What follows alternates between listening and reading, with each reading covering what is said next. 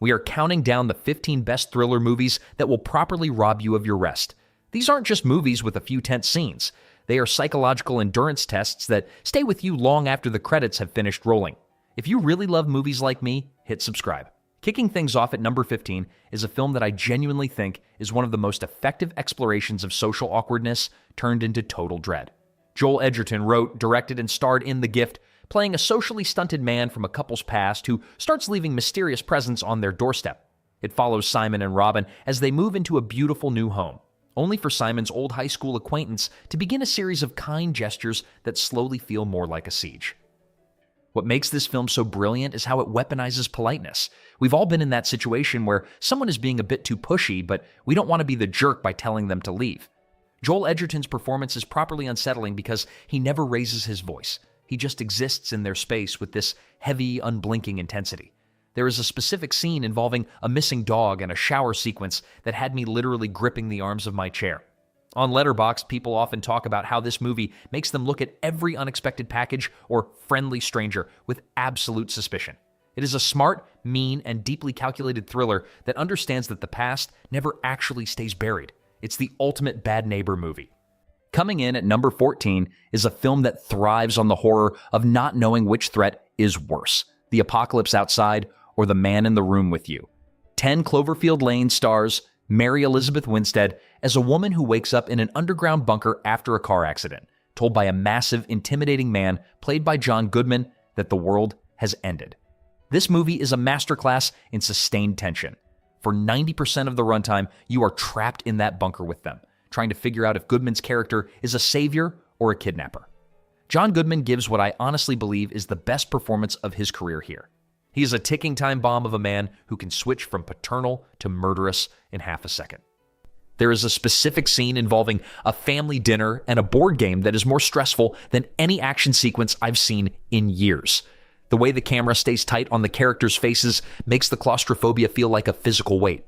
On Reddit, this is constantly cited as one of the best examples of a contained thriller because it never lets the audience breathe. It's a film about survival, paranoia, and the terrifying reality that sometimes the monster is right next to you. 13 is a film that feels like a jagged piece of glass, sharp, messy, and properly dangerous.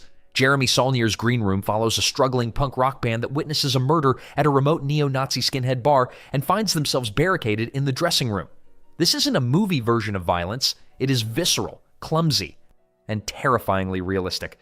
Patrick Stewart is cast against type as the leader of the skinheads, and his calm, measured delivery of orders makes the whole situation feel so much more hopeless. He isn't a cartoon villain. He's a cold pragmatist who just wants to clean up a mess. I have to talk about the scene involving a door and a box cutter. It is one of the most physically painful things I've ever sat through. I honestly had to look away the first time. The film uses its limited setting to create this unbearable sense of mounting pressure as the band realizes that no one is coming to save them. It's a road trip from hell that stripped away all the usual tropes of the genre and replaced them with raw, unadulterated grit. If you want a thriller that feels like a punch to the stomach, this is the one. Number 12 is genuinely one of the most intrusive and violating thrillers I have ever witnessed. The Spanish film Sleep Tight follows Caesar, a doorman at an apartment building in Barcelona who is profoundly unhappy and decides that his only purpose in life is to make sure the tenants are as miserable as he is. Specifically, he fixates on a cheerful woman named Clara. I'm telling you right now, this movie is the ultimate reason to check under your bed every night. Caesar's ritual involves hiding under Clara's bed and waiting for her to sleep so he can use a gas mask and a chemical agent to keep her unconscious while he lives in her life. It is a film that puts you in the perspective of the predator, which makes the whole experience feel dirty and deeply uncomfortable. There is a specific scene where he is trapped in her apartment while she's home, and the way he hides in plain sight is properly nerve-wracking. On YouTube and film blogs, this is often described as the meanest thriller ever made because it rewards the villain's patience and cunning. It's a movie that understands that your home is only a sanctuary as long as you're the only one with the key. It is haunting, effective, and I genuinely regret watching it alone. At number 11 is a revenge thriller that feels like a direct response to every Hollywood action movie that makes violence look easy. Blue Ruin follows a homeless man who discovers the person who ruined his life is being released from prison, so he sets out to get his own version of justice. The problem is, he is not a professional. He is a mess. He's scared. He's untrained. and he makes mistakes that have devastating consequences. This film is brilliant because it captures the sheer, clumsy reality of a person out of their depth. Jeremy Saulnier, the same director behind Green Room, uses the silence of the American landscape to build a sense of profound isolation. There is a specific scene in a bathroom early in the film that is so tense it makes your hands shake. It's not about the choreography, it's about the desperation of two people who don't want to die. The film was a breakout hit at festivals because it felt so much more human than its peers. It's a story about how revenge doesn't actually solve anything. It just leaves a trail of rust and blood behind. Honestly, it's one of the best-paced thrillers of the last 20 years. Nobody saw it coming. 10 is a film from New Zealand that starts with a gut punch and then proceeds to spend the next 90 minutes tightening its grip on your throat. Coming Home in the Dark follows a family on a road trip through a stunningly beautiful mountain range who are suddenly approached by two drifters. What follows is a descent into a nightmare that feels entirely inevitable. This is a film that refuses to play by the rules. It makes a shocking choice in the first 15 minutes that tells the audience that absolutely no one is safe. The villains here are some of the most unsettling I've seen in modern cinema because they aren't looking for money. They're looking for a specific kind of reckoning. The lead antagonist, Mandrake, has this way of speaking that is almost poetic, but deeply, deeply wrong. There is a specific scene in the back of a car at night where the dialogue alone is enough to make your skin crawl. On Reddit, people talk about this movie as a soul-crushing experience, and that is a proper assessment. It is a bleak, uncompromising look at how the sins of the past eventually catch up to you in the dark. It is properly terrifying. Number 9 is a film that contains a single sequence so expertly crafted that it is practically a standalone nightmare. Tom Ford's Nocturnal Animals follows an art gallery owner who receives a manuscript from her ex-husband, and as she reads it, we see the story come to life. The story within the story follows a family driving down a deserted highway at night who are run off the road by a group of men. That highway scene is pure, unadulterated nightmare fuel. The feeling of helplessness as the father, played by Jake Gyllenhaal, tries to negotiate with these men while his wife and daughter are in danger is unbearable. Aaron Taylor Johnson gives a performance as the lead harasser that is so genuinely vile, it's hard to believe it's the same actor from Kick-Ass. He is a predator who enjoys the fear he creates. The film blurs the line between the real world and the fictional one until you realize that the emotional violence of the past is just as damaging as the physical violence on that highway. It's a beautiful, cold, and properly disturbing piece of filmmaking that asks if we ever truly move on from the people who hurt us. I honestly had to sit in silence for a long time after this one ended. Rounding out this section at number 8 is the best dinner party paranoia movie ever made. The Invitation follows Will, who takes a guest to a dinner party hosted by his ex-wife and her new husband at the house they used to share. Right from the start, things feel off. The hosts are a bit too serene. The guests are a bit too intense, and Will begins to suspect that this isn't just a friendly reunion. What makes this film so brilliant is the way it plays with your own perception. You spend the entire movie wondering if Will is just suffering from grief-fueled paranoia or if there is actually a cult-like conspiracy unfolding. Director Karin Kusama builds the tension with such a steady hand that when the snap finally happens, it feels like an explosion. There is a specific scene where they all watch a video of a woman passing away in a foreign country, and the way the room reacts, or doesn't react, is properly chilling. It's a film about how our desire to be polite and civilized can blind us to the most obvious dangers. On YouTube and Letterboxd, this is constantly recommended as the ultimate slow burn thriller. It is a masterpiece of atmospheric dread. All right, we're moving into the top 7 now, and this is where the list starts getting properly heavy. David Fincher's Zodiac is a film that I have seen probably 10 times, and every single time, that basement scene makes me want to pause the movie and turn all the lights on.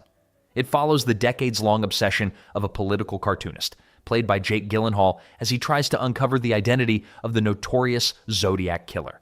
This isn't a slasher movie, it's a movie about the horror of the unknown.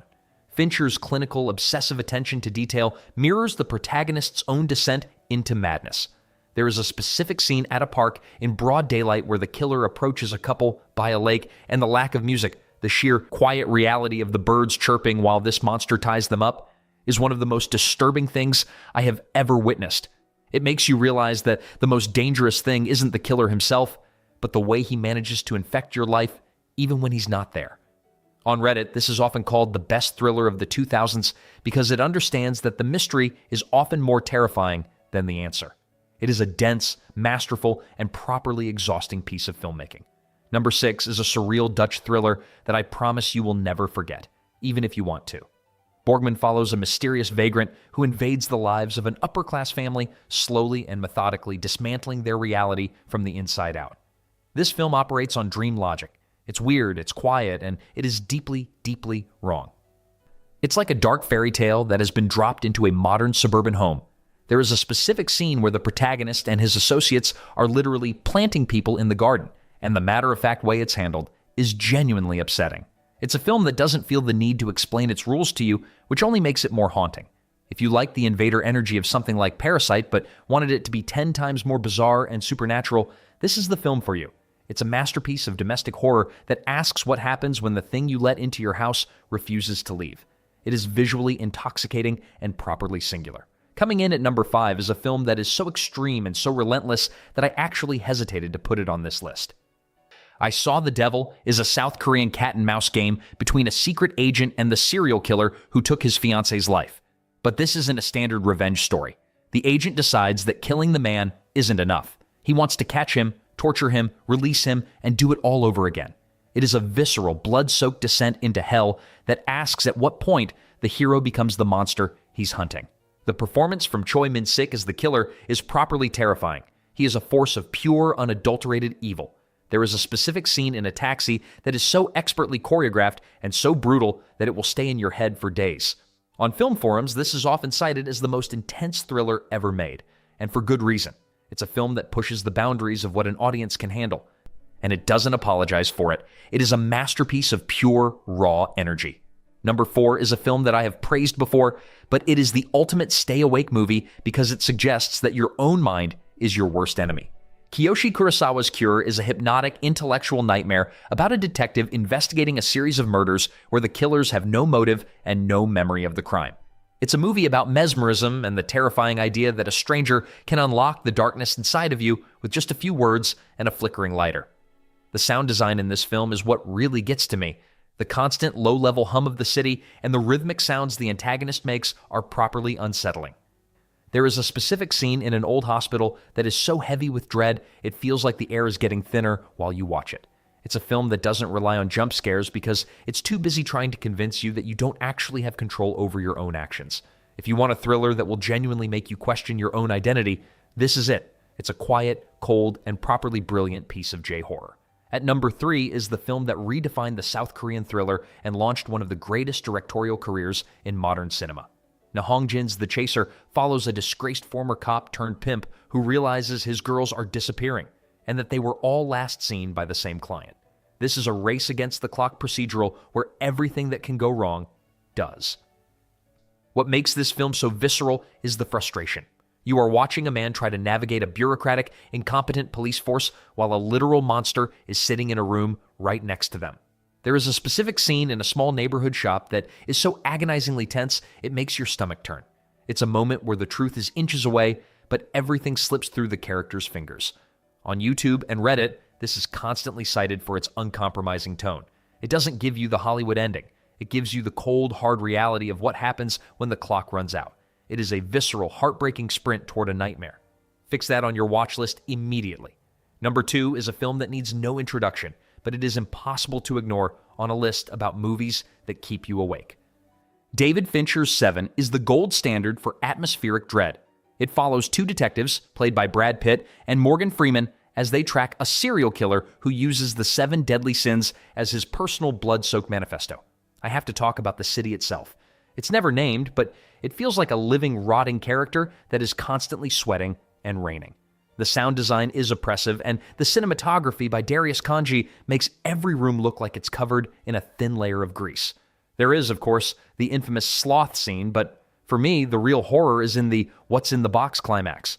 It is one of the most devastating realizations in the history of film because it's the moment you realize the killer didn't just win. He won hours ago. It is a cold, clinical, and properly perfect piece of filmmaking.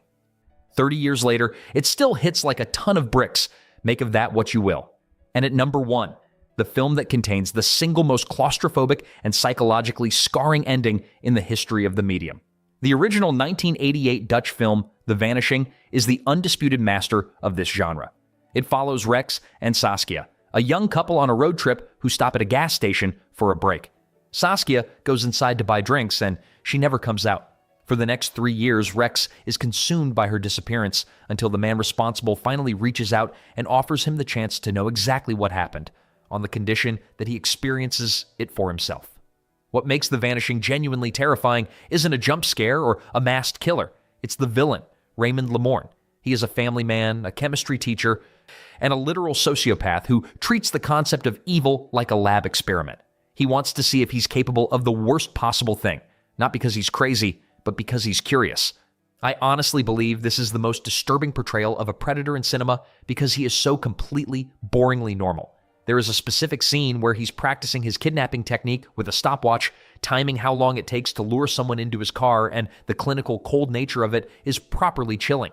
It makes your skin crawl because you realize that monsters don't always hide in the woods. Sometimes they're just the guy living next door. The ending is something I am categorically refusing to describe, but I will say this. It is the only time a movie has made me feel like I was actually running out of oxygen. It is a masterwork of absolute uncompromising dread. This film doesn't just keep you up, it changes how you look at the world. And that is the top 15. 15 films that prove the best thrillers don't need monsters to keep you up at night. They just need to show you how fragile our reality actually is. Whether it's the clinical sociopathy of The Vanishing or the suffocating obsession of Zodiac, these are the stories that stay with you because they speak to the fears we all have when the lights go out. The range of what these directors achieved, from the social paranoia of The Invitation to the surreal nightmare of Borgman, is genuinely something. Which film on this list actually kept you awake? Drop it in the comments. If you end up watching one of these movies, a quick thumbs up goes a long way. The algorithm actually responds to it, and it helps this channel reach the people who need it. And if you really love movies like me, hit subscribe.